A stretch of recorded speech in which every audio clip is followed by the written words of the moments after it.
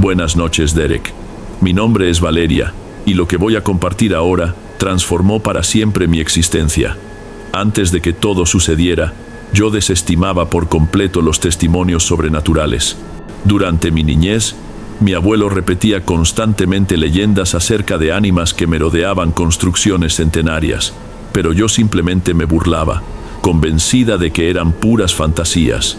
Sin embargo, hace poco más de 12 meses, viví algo que destrozó toda mi percepción de lo real. Hoy, cuando recuerdo cada momento, es inevitable que se me erice la piel. Mi abuelo murió después de una larga batalla contra una enfermedad que fue consumiéndolo lentamente. Su partida fue devastadora, y la vivienda que antes resonaba con sus carcajadas y olía a café recién preparado, se convirtió en un espacio vacío y gris. Dediqué semanas enteras intentando ocupar mi mente con actividades insignificantes, pero nada aliviaba el dolor de su ausencia. Una tarde nublada, regresando de la universidad con una mochila repleta de libros colgada al hombro, experimenté una sensación extraña. Parecía como si todo el vecindario hubiera quedado mudo. Cada uno de mis pasos resonaba contra el pavimento con una claridad inquietante. De pronto, distinguí una figura inmóvil frente a la reja de mi casa. Apreté las llaves entre mis dedos, esforzándome por mantener la compostura, aunque por dentro temblaba sin control. Al acercarme más, la figura se desvaneció con la misma rapidez con que había aparecido. Crucé el jardín delantero, examiné los alrededores y no encontré absolutamente nada. Traté de persuadirme de que era producto de la melancolía que me acompañaba últimamente. Subí a mi habitación, pensando en darme una ducha y borrar esa impresión de mi mente. Pero en cuanto abrí la puerta, mi estómago se contrajo violentamente. En la mecedora de mimbre que perteneció a mi abuelo, la que permanecía arrinconada junto a la ventana, había una sombra. Parpadeé varias veces para confirmar que no era un juego de luces, y observé cómo la sombra se disipaba lentamente, como si fuera humo espeso. «¿Abuelo?», murmuré con la garganta apretada. Ninguna respuesta, pero un aroma a tabaco de pipa inundó la habitación. Era exactamente el que él fumaba en las tardes, diciendo que lo ayudaba a pensar con claridad. Si aquello era una alucinación, jamás había experimentado una tan vívida. Me quedé paralizada durante varios minutos, contemplando el lugar donde la sombra había estado, con el pulso desbocado y la certeza de que iba a desplomarme en cualquier segundo. Al día siguiente, les conté todo a mis dos mejores amigos, Mateo y Fernanda. Somos amigos desde la secundaria, prácticamente una familia. Mateo es el más escéptico del grupo, del tipo que devora libros de ciencia. Fernanda, en cambio, capta las cosas de una manera más intuitiva. Asegura que puede percibir las vibraciones de los sitios y de las personas. Cuando terminé de narrar lo del espectro y el tabaco, imaginé que se reirían de mí, pero Fernanda palideció, y Mateo, aunque dudaba, mostró interés genuino. ¿No crees que pudo haber sido simplemente nostalgia?, preguntó él, frotándose la barba incipiente. A veces nuestra mente proyecta lo que más anhelamos. Puede ser, respondí sin convicción, pero fue tan intenso. Era su mecedora, y parecía él ahí, antes de enfermarse.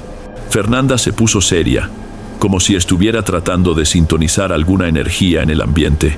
A veces las personas que amamos encuentran la manera de hacernos saber que están bien, dijo con voz calmada. Pero si quieres estar segura, podemos investigarlo. No tenía idea de que esa propuesta sería el inicio de algo peligroso. Mateo, que adoraba los retos, aceptó inmediatamente esta aventura, aunque no creía realmente en apariciones. Fernanda, por supuesto, quería validar lo que sentía. Y yo, combinando ansiedad con un destello de esperanza, pensé que tal vez conseguiría alguna señal más evidente de mi abuelo. A la semana siguiente, elegimos una noche en que mis padres estarían de viaje para explorar la habitación que fue de mi abuelo. Llevamos una cámara básica y nuestros teléfonos para capturar audios. Permanecimos en silencio durante un buen rato, escuchando cada crujido de la madera, el aire golpeando contra el cristal. Al principio, nada sucedió, y Mateo comenzó a reírse quedamente. «Creo que tu abuelo sí descansó en paz», soltó con algo de sarcasmo. En ese preciso instante, Algo se estrelló detrás de nosotros. Nos giramos y vimos un marco de fotografías en el suelo, el vidrio completamente destrozado. Casi salto del susto. Esto estaba bien sujeto en el estante, balbucí mientras recogía los fragmentos. No había razón para que cayera. Fernanda iluminó el marco con su linterna. Era una fotografía de mi abuelo sonriendo. Aquello parecía algún tipo de mensaje, pero no sabíamos exactamente qué significaba. La atmósfera se volvió densa y Mateo guardó silencio, claramente reconsiderando su escepticismo. Ese fue el detonante de una obsesión colectiva por lo paranormal.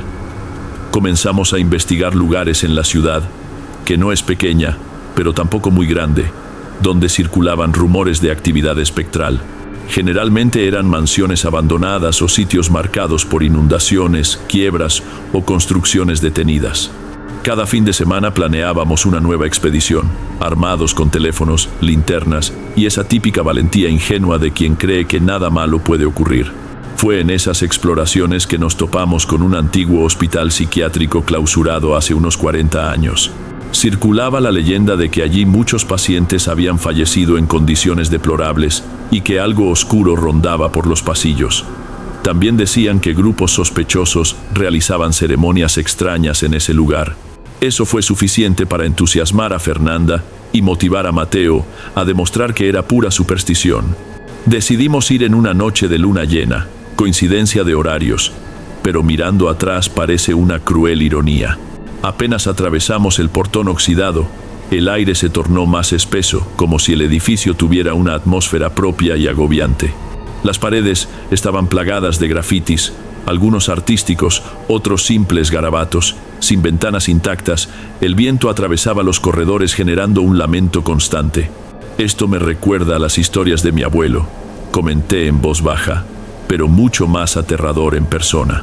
Fernanda frunció el ceño, abrazándose a sí misma. ¿Ustedes también lo sienten?, susurró.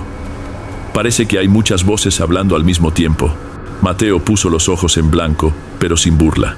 Parecía más un mecanismo de defensa contra el miedo. Ingresamos a un área amplia que posiblemente fue el comedor o sala de estar comunitaria. El piso estaba cubierto de escombros y vidrios rotos. Con cada paso, el sonido seco de los fragmentos bajo nuestros pies nos recordaba dónde estábamos. Avanzando, nos encontramos con un pasillo extenso y apenas iluminado. Creo que esta es el ala psiquiátrica, arriesgué. Vamos a ver, dijo Mateo, encendiendo su linterna más potente. Solo tengan cuidado de no caer en huecos o algo peor. Realmente parecía un corredor interminable, con puertas de acero oxidadas a ambos lados. En cierto momento, vimos una puerta entreabierta con 3 rasgaduras verticales en la superficie. Fernanda se detuvo frente a ella. ¿Están viendo esto?, señaló las marcas. El óxido dominaba casi todo, pero aquellas rasgaduras parecían frescas. No se podía determinar si fueron hechas por algún objeto, animal o algo peor. Entramos de todos modos, con el corazón en la garganta. La habitación era reducida y sofocante. En un rincón había una especie de altar improvisado sobre una piedra manchada de hollín. Tenía velas consumidas, manchas oscuras, quizá cera, quizá otra sustancia, y unos símbolos trazados con carbón. La sensación era de que estábamos frente a algo que no debíamos haber presenciado. «Esto no es ningún juego», dijo Fernanda con voz temblorosa. «¿Otra vez con esa historia de rituales?» Mateo intentó disimular su nerviosismo, pero su tono salió más agudo de lo normal. Me acerqué decidida a filmar con mi celular. Cuando me incliné para grabar, sentí un aliento helado rozar mi cuello. Retrocedí de un salto. ¿Hay alguna corriente de aire aquí?, pregunté tratando de controlar mi voz. Yo no siento nada, respondió Mateo mirando alrededor. De repente, el altar se desplazó varios centímetros, muy despacio, como si alguien lo estuviera empujando. Fernanda soltó un gemido ahogado y aferró mi brazo. «Vámonos ahora», suplicó casi llorando. Mateo se aproximó al altar, insistiendo en parecer racional. En un acto irreflexivo, tomó un amuleto atado a un cordón de cuero. «No creo en estas cosas», dijo encogiéndose de hombros, pero sus manos temblaban visiblemente. «Solo quiero ver de qué se trata», agregó, examinando el objeto. En ese mismo segundo, Escuchamos un chasquido profundo dentro de la habitación y la linterna de Fernanda se apagó por sí sola. La oscuridad pareció cobrar vida a nuestro alrededor. La linterna de Mateo parpadeó, casi fallando también. El silencio era tan absoluto que podía escuchar mi propio corazón desbocado.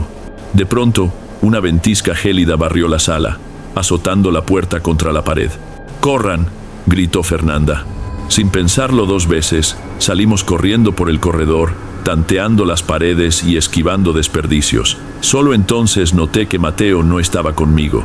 Me di vuelta y apunté la linterna hacia atrás, pero solo vi sombras moviéndose. Una desesperación me invadió. ¡Mateo!, grité casi sollozando. Ninguna respuesta. Fernanda, aterrada, intentó jalarme hacia la salida, pero yo no podía abandonar a mi amigo. Reuní el poco valor que me quedaba y retrocedí paso a paso hasta la habitación. Allá dentro, todo parecía envuelto en una oscuridad que absorbía la luz. Apunté hacia el altar y no vi nada. Escuché un quejido sofocado a mi izquierda. Me moví en esa dirección, rogando no encontrarme con algún vestigio de aquel ritual. Mateo, ¿dónde estás? Háblame, imploré casi sin respiración. Oí una respiración pesada, irregular. Seguí el sonido hasta que la linterna captó su silueta acurrucada contra la pared, con una expresión de horror absoluto. Todavía sostenía el amuleto en su mano cerrada, pero el cordón estaba roto. «Suéltame», susurró, como si estuviera luchando contra algo invisible. No vi nada, pero él parecía inmovilizado por una fuerza invisible. Corrí hacia él y tiré de su brazo, intentando ponerlo de pie. Fernanda llegó instantes después, deshecha en lágrimas. Con mucho esfuerzo, arrastramos a Mateo hacia afuera, sin mirar atrás ni una sola vez. Cuando cruzamos el umbral principal del hospital, la sensación de asfixia se dio, como si hubiéramos escapado de una pesadilla tangible. Esa noche llevamos a Mateo a su casa. Estaba conmocionado, confundido, prácticamente sin hablar. Solo murmuraba disculpas incoherentes. En los días posteriores, Fernanda y yo intentamos visitarlo, pero su madre nos informaba que su hijo no quería ver a nadie. Ella contó que pasaba horas encerrado en su cuarto, sin hablar y apenas comiendo. Creyendo que era duelo o alguna crisis nerviosa, buscó ayuda psicológica, pero Mateo se negaba a salir o recibir visitas. Nos quedamos angustiadas y sugerimos intentar hablar con él nuevamente, pero su madre nos pidió que le diéramos espacio. Pensaba que su hijo necesitaba tiempo para ordenar sus pensamientos, y fue durante ese periodo que terminó desapareciendo definitivamente de nuestras vidas.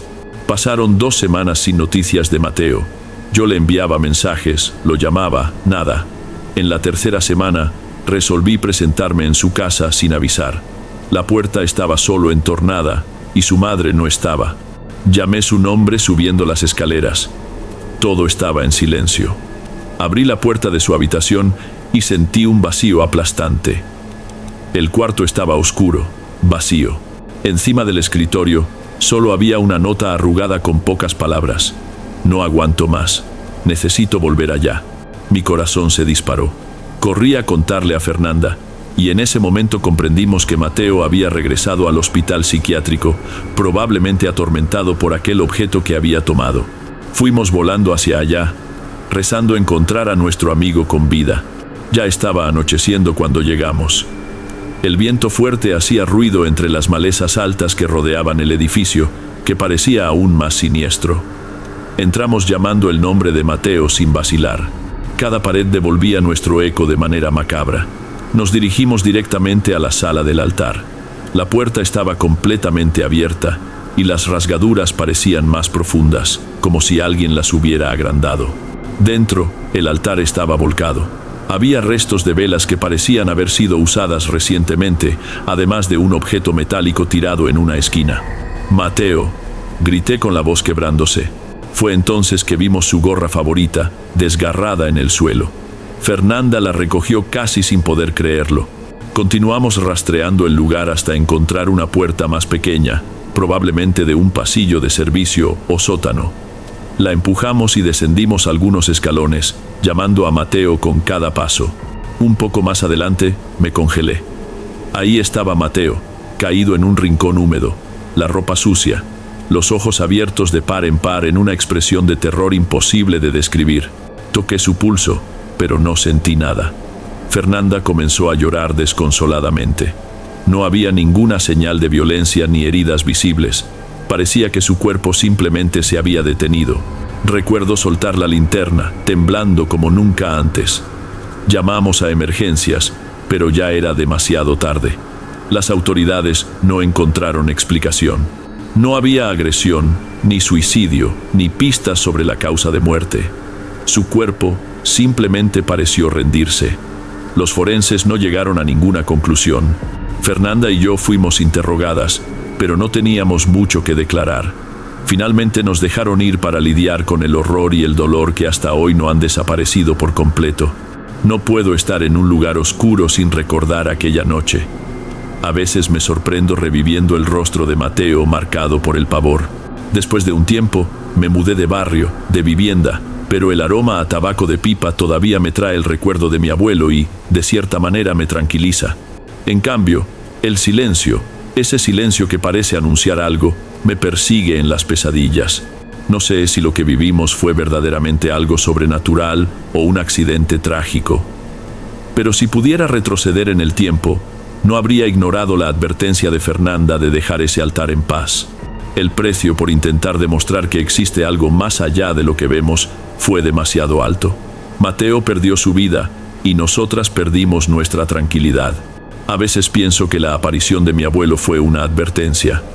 Quizá él intentaba alertarme sobre el peligro de abrir puertas para las cuales no estábamos preparadas. Puede que fuera solo una forma de despedida o un mensaje que no quise escuchar. De cualquier forma, cuando me preguntan si creo en fantasmas, evito dar una respuesta clara. Prefiero no hablar de los arañazos en la puerta, del terror en el rostro de mi amigo, de esa nota que dejó. Prefiero quedarme del lado de la incertidumbre, porque hay preguntas que pueden ser peligrosas. A veces lo mejor es dejar lo desconocido quieto, bien lejos de miradas curiosas.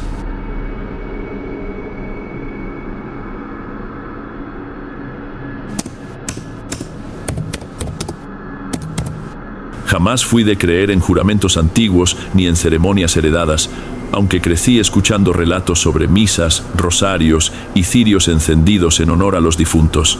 Sin embargo, todo eso cambió hace poco más de 4 años, cuando mi padre falleció y me dejó un objeto que él denominaba el resguardo del linaje. Solo quien ha atravesado un duelo devastador sabe cómo uno termina haciendo cosas que nunca imaginó, simplemente para honrar la memoria de quien partió o para intentar sentirse protegido en medio del desorden. Es en ese punto donde comienza lo extraño de los hechos que voy a narrar. Mi padre, que se llamaba Esteban, murió a los 89 años. Siempre fue una persona extremadamente devota, de esas que rezan antes de cada comida y encienden velas cada domingo. Recuerdo que desde pequeña lo observaba manipular un rosario distinto a cualquier otro que hubiera visto. Las cuentas grandes eran blanquecinas, con pequeños relieves que parecían cicatrices, y las cuentas menores estaban hechas de una madera tan oscura que casi parecía metal. El crucifijo era antiguo y estaba cubierto de marcas. Lo que más me impresionaba era que mi padre guardaba ese rosario en un estuche de cuero desgastado, ya medio rasgado en la parte superior, donde aparecían las iniciales AR, que según él provenían de un ancestro por parte de su abuelo. Por algún motivo que hasta entonces me era desconocido, mi padre tenía una disciplina férrea sobre el horario de rezar. Siempre a las 8 de la noche, sin falta. Ahí estaba él, susurrando oraciones en el rincón de la sala o en su cuarto con la puerta entreabierta. Si estábamos en algún evento o de viaje, él encontraba la manera de alejarse y cumplir el ritual. Con el tiempo nos acostumbramos y ni siquiera lo cuestionábamos. Era algo tan repetitivo que se había vuelto parte de la rutina diaria. Yo, particularmente, lo consideraba un exceso, pero en aquel entonces prefería no discutir. Cuando llegó el momento en que enfermó gravemente, yo ya me había hecho cargo de la casa donde vivíamos. Mis 2 hermanas mayores, Lucía e Isabel, se habían mudado a ciudades distintas, así que el cuidado final de mi padre recayó sobre mí. A veces tenía crisis cardíacas severas y pasaba las noches sin dormir.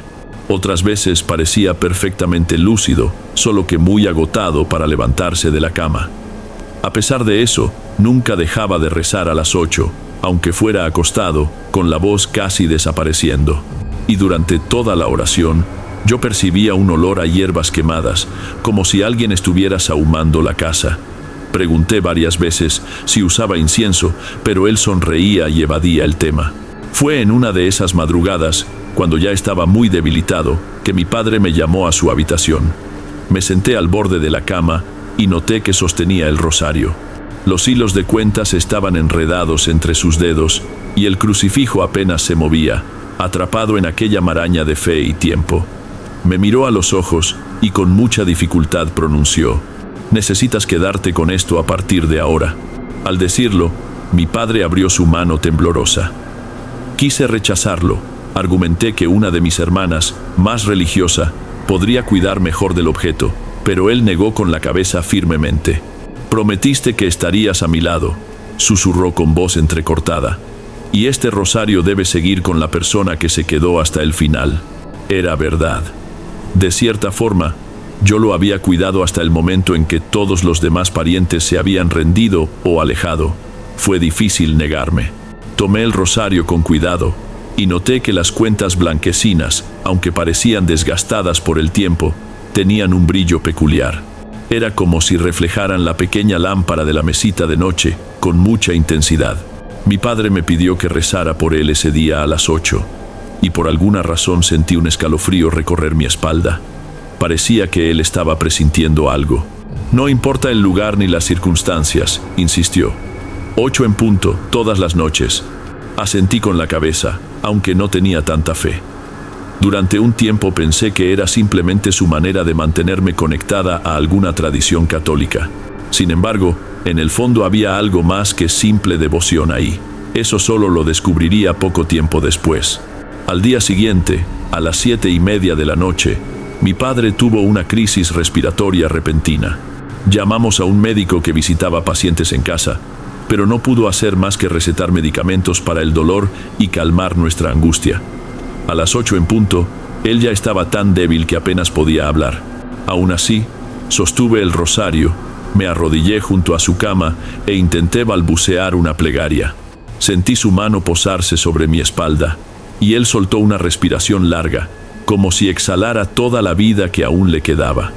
Fue la última vez que vi sus ojos abiertos. Mi padre falleció poco después, dejando un vacío en la casa.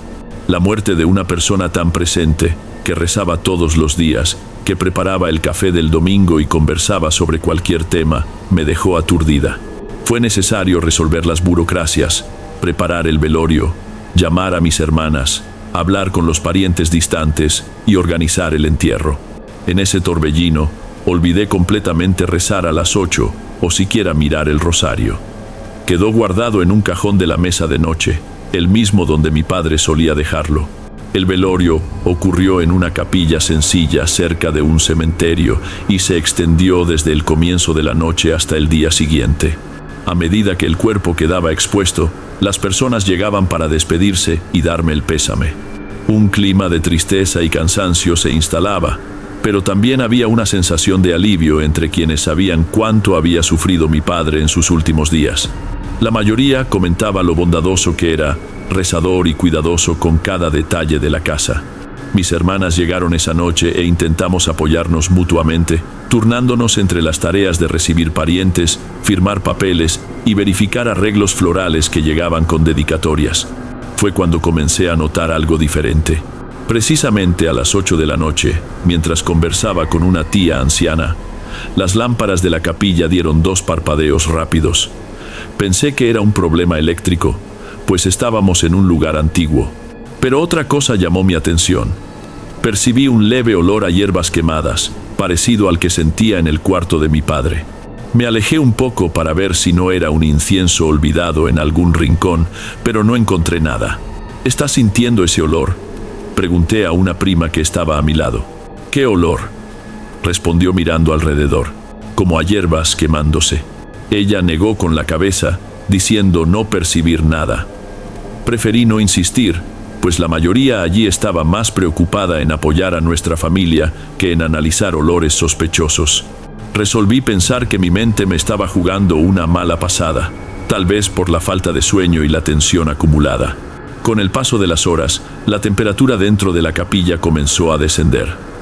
No era invierno, pero aquella noche se volvió sorprendentemente fría. Mis hermanas se quejaron de que estaba demasiado helado y fueron a preguntar a los empleados si había aire acondicionado encendido o algo así. Ellos respondieron que el sistema estaba desactivado y que, de hecho, había presentado una falla semanas antes. Aún así, la sensación de frío permanecía, y algunas personas tuvieron que buscar abrigos en sus vehículos o improvisar con pañuelos. Alrededor de las 11 de la noche, la capilla quedó casi vacía. Solo quedamos nosotras, las hermanas y algunos primos.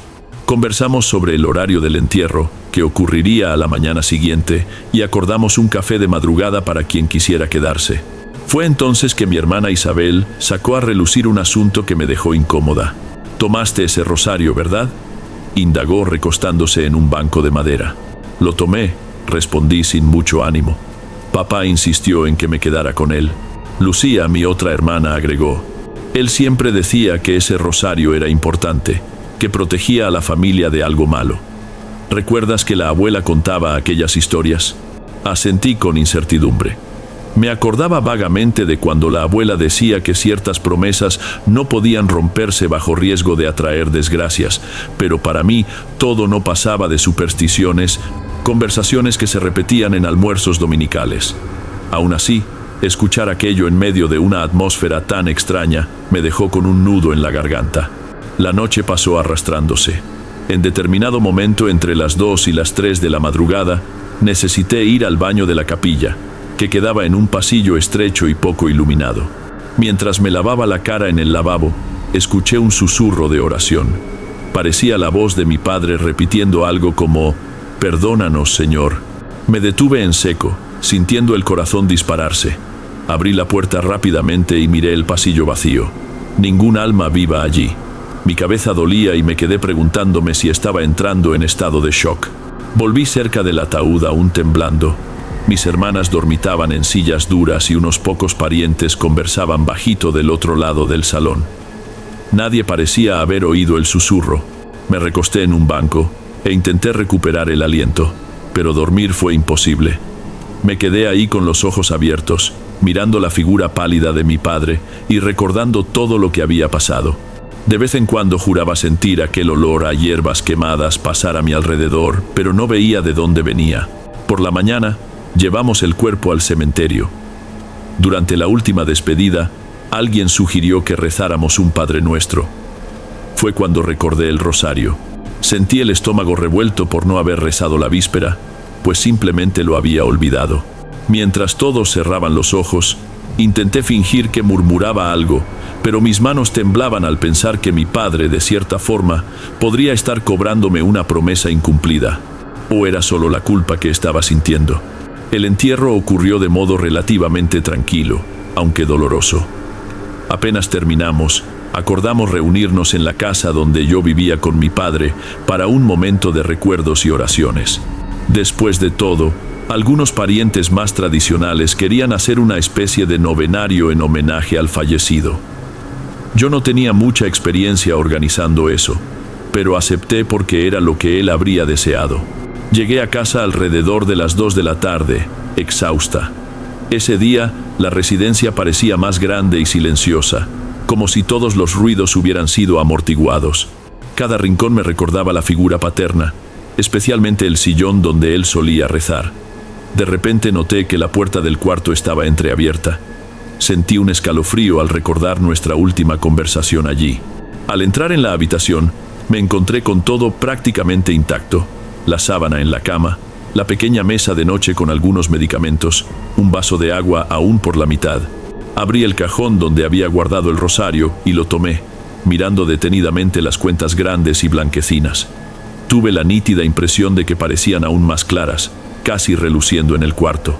Suspiré intentando poner mi mente en orden y fui a darme una ducha antes de cualquier cosa.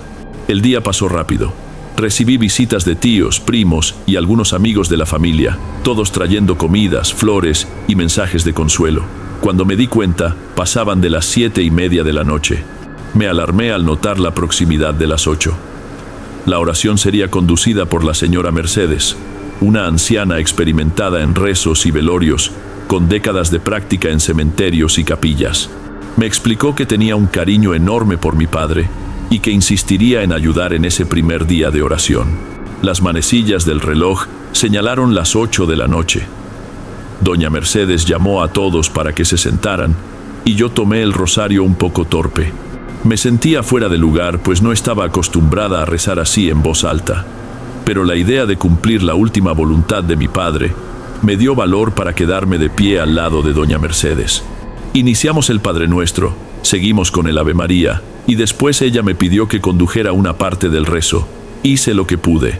Mis dedos se deslizaron por las cuentas y casi sentí un escalofrío en la columna cuando toqué las cuentas blanquecinas. Era como tocar algo helado y al mismo tiempo pulsante. Mantuve la compostura. Al terminar, doña Mercedes dijo algunas palabras hermosas sobre fe y familia. Casi todos parecían aliviados, como si aquella pequeña ceremonia fuera suficiente para dejar el ambiente más liviano. Alrededor de las 9 de la noche, la mayoría se fue, excepto mis hermanas, que decidieron pernoctar allí. Conversamos sobre dividir los gastos de la casa y ver cómo quedarnos con algunas pertenencias de papá. En cierto momento, Lucía me lanzó una mirada seria y preguntó en tono bajo: ¿sabes realmente de dónde vino ese rosario? Negué confundida. Nuestra abuela contaba que fue hecho con parte de los huesos de un ancestro distante. No sé hasta qué punto eso es verdad o exageración, pero había quienes decían que el sacrificio era una forma de garantizar una vida próspera para la familia. Una historia macabra, claro, pero durante mucho tiempo no pasaba de ser un rumor. Me quedé en silencio. Parecía tan absurdo. Al mismo tiempo, recordé las cuentas blanquecinas y el aspecto poco común que tenían. No parecía cerámica, ni semilla, ni piedra. Podía ser resina, pero ¿por qué tendría aquel brillo casi orgánico? Negué con la cabeza y me negué a continuar el tema, prefiriendo pensar que todo no pasaba de fantasía. Aquella madrugada nos fuimos a dormir. Mis hermanas se quedaron en un cuarto de huéspedes y yo volví a mi antiguo cuarto de soltera en el piso de arriba. Apenas apagué la luz, sentí una inquietud profunda. Me quedé dando vueltas de un lado a otro en la cama, incapaz de conciliar el sueño. De repente, escuché pasos en el corredor. Pensé que sería una de mis hermanas, pero al llamarlas por sus nombres, nadie respondió. Me quedé en silencio y contuve la respiración, percibiendo los pasos acercarse hasta la puerta de mi cuarto para después alejarse. Me levanté, giré el picaporte y espié el corredor oscuro. Nada. Cerré con llave, tratando de convencerme de que estaba siendo paranoica. Al día siguiente, que sería el segundo día de novena, hice cuestión de verificar si mis hermanas habían andado por el corredor durante la noche. Yo dormí profundamente. Ni salí de la cama, dijo Lucía mirándome sin entender. Creo que Isabel tampoco.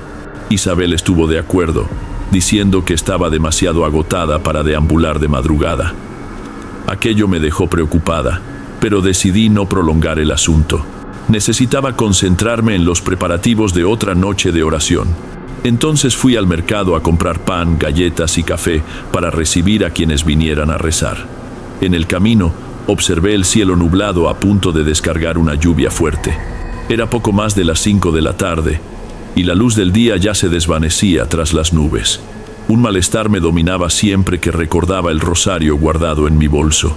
No quería sacarlo de allí por miedo de que alguien lo viera o me preguntara algo. Parecía que cada minuto que pasaba, aquel objeto me dejaba más ansiosa.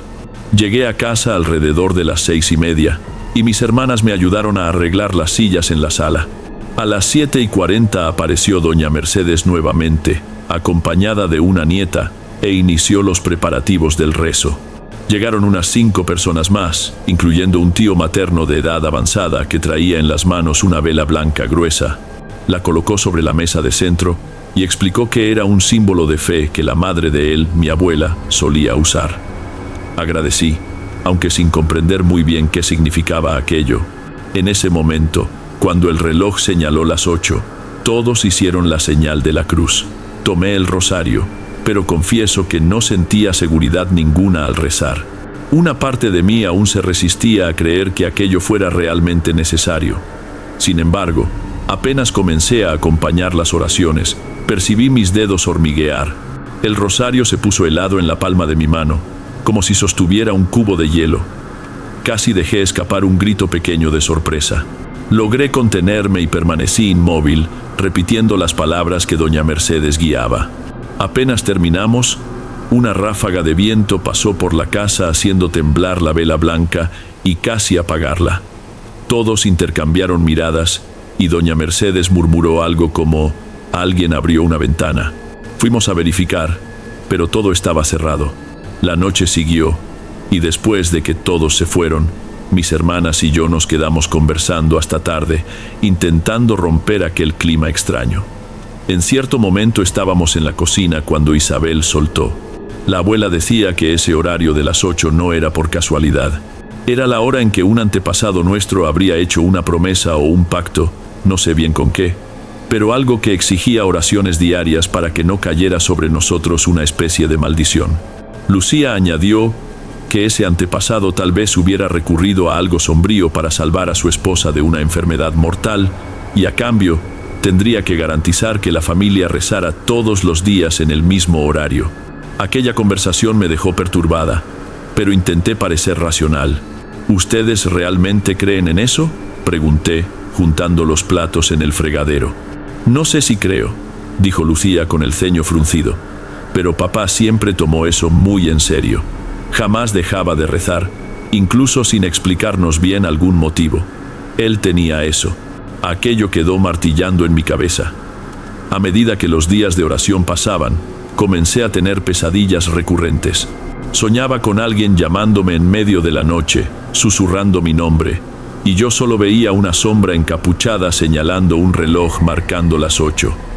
Despertaba sobresaltada, sudando frío. Intentaba rezar sola, pero era tan confuso y automático que ni sabía si tenía sentido. En el 5.º día después de la muerte de mi padre, necesité resolver pendientes del trabajo. Salí de casa cerca del mediodía y solo pude terminar todo a las 7 de la noche. Estaba agotada, aún de luto, y me preparé para manejar. Me acordé de que no llegaría a casa a tiempo para rezar a las 8. A pesar de todo, la primera reacción que tuve fue de incredulidad. «No voy a apresurarme por eso», pensé. Pero cuando marqué tarjeta y tomé el elevador, sentí una angustia extraña. Parecía que alguien o algo me acechaba. Llegando al estacionamiento, poca gente aún estaba por ahí. Mientras caminaba en dirección a mi auto, escuché un eco de pasos que no correspondían al ritmo de los míos. Apreté el paso y miré hacia atrás, pero no vi a nadie. Intenté mantener la calma. La iluminación era tenue, pero suficiente para ver que estaba sola. Aún así, aquellos pasos parecían acompañarme en cada movimiento. Cuando alcancé el carro, casi derribé las llaves de tanto nerviosismo. Entré, cerré la puerta de golpe y giré el encendido. Silencio total.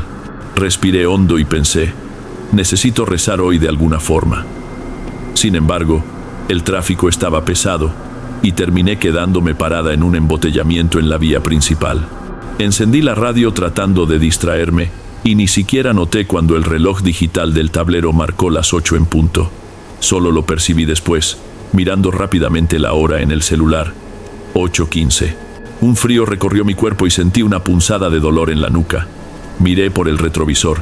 Ningún auto muy cercano, pero juro haber visto algo moviéndose en el asiento trasero por una fracción de segundo, como una forma grisácea. Me volteé, pero no había nada allí. A esas alturas, estaba más asustada de lo que jamás había estado. Llegué a casa cerca de las 8:40. Apenas estacioné, vi a través de la ventana que algunas personas ya estaban rezando en la sala. Entré corriendo y al encontrarme con todos, pedí disculpas por la demora. Doña Mercedes solo hizo señal para que me uniera a ellos. Abrí el bolso y, temblando, sostuve el rosario. Doña Mercedes pidió que yo iniciara el Ave María. Esta vez, conforme hablaba, sentía las palabras salir con un peso enorme, como si mi propia voz quisiera fallar. El hormigueo en los dedos volvió con fuerza y casi dejé caer el rosario. Cuando acabamos, Expliqué a mis hermanas que sentía una presencia extraña siguiéndome desde el estacionamiento. Ellas me miraron con preocupación y se miraron entre sí, pero no llegaron a burlarse de mí. Era como si entendieran que algo fuera de lo normal rondaba nuestra familia. Lucía sugirió que yo jamás dejara de rezar, incluso si estaba en la calle o en el trabajo. No cuesta nada que te detengas por un minuto y reces en silencio, dijo. No es cuestión de superstición, sino de honrar lo que papá pedía, ¿sabes? No respondí, pero asentí. Internamente, un miedo creciente me decía que, si vacilaba una vez más, algo peor podría suceder. En las noches siguientes, continué con la oración diaria a las 8, muchas veces de forma improvisada si estaba en la calle. Encontraba un rinconcito, tomaba el rosario y susurraba el Padre Nuestro y el Ave María.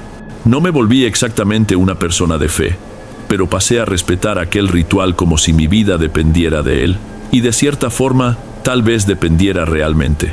Con cada plegaria, sentía menos perturbación. Los pasos nocturnos en la casa desaparecieron, y ya no veía figuras en los espejos o en el auto. Casi una semana después, mi tía abuela, aquella que raramente aparecía, vino a visitarme. Traía algunos documentos antiguos que pertenecían a mi padre, incluyendo una carta bien amarillenta con una caligrafía legible pero temblorosa. Parecía ser de mi bisabuela. Leí el fragmento que hablaba de una promesa hecha a una entidad cuyo nombre no aparecía claramente, pero que cobraría un precio alto si alguien del linaje rompía el compromiso diario de oraciones. Al terminar la lectura, encaré a mi tía abuela, que solo levantó los hombros resignada. Por eso tu padre jamás dejó de rezar. Desde la época de tus tatarabuelos, alguien de la familia asumía esa función. Si ustedes no continúan, ¿quién sabe qué puede pasar? Tragué saliva. El texto de la carta era vago, pero dejaba claro que el rosario era una de las garantías materiales de aquella promesa, como si fuera necesario usar las cuentas hechas de un material tan macabro como simbólico para espantar la desgracia. Junté todo y lo guardé en un baúl en mi cuarto. Con el paso de los días, terminamos la novena y las personas se fueron dispersando. Mis hermanas retornaron a sus rutinas, pero antes de irse, me recordaron mantener el compromiso. Hasta doña Mercedes, que siguió conduciendo rezos en otras casas, me dio un consejo. Si tienes el rosario, no lo dejes de lado. Un rezo no le hace mal a nadie. Así, de modo irónico, me volví la guardiana de un hábito que antes consideraba tontería. Hoy, pasados más de 4 años desde que mi padre se fue, todavía rezo a las 8 de la noche. A veces, cuando estoy en una fiesta o en una reunión de trabajo y siento que no va a dar para retirarme de modo adecuado, simplemente sostengo el rosario en el bolsillo, cierro los ojos y hago oraciones mentalmente. No sé si esto me protege de alguna maldición o si es solo la herencia emocional que cargo, pero no me atrevo a parar. La parte más extraña es que, incluso cumpliendo el ritual, de vez en cuando siento aquel olor a hierbas quemadas, como en el cuarto de mi padre y en la capilla del velorio. En esas horas, pienso que tal vez él esté cerca, certificándose de que continúo haciendo lo que prometí. Aunque no me guste pensar en pactos demoníacos o fuerzas desconocidas, me apego a la idea de que, si él rezó todos esos años, es porque había un buen motivo. Y así, cada noche a las 8 en punto, sostengo el rosario y repito las oraciones del mismo modo que mi padre hacía. Si me preguntaran en qué creo, no sabría responder con certeza, pero puedo afirmar que desde entonces, nada muy malo ha sucedido en mi vida ni en la de mis hermanas. Y si existe alguna maldición rondando nuestra familia, todavía no ha encontrado rendija para manifestarse. Tal vez sea fe, tal vez sea miedo, pero al final continúo rezando.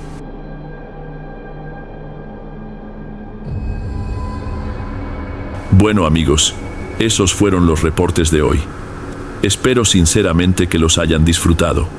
Subo nuevos videos aquí todos los días y me alegrará mucho verlos en los próximos. Ahora, en pantalla, les dejo 2 videos más que seguro disfrutarán. Un abrazo de Derek y nos vemos allí.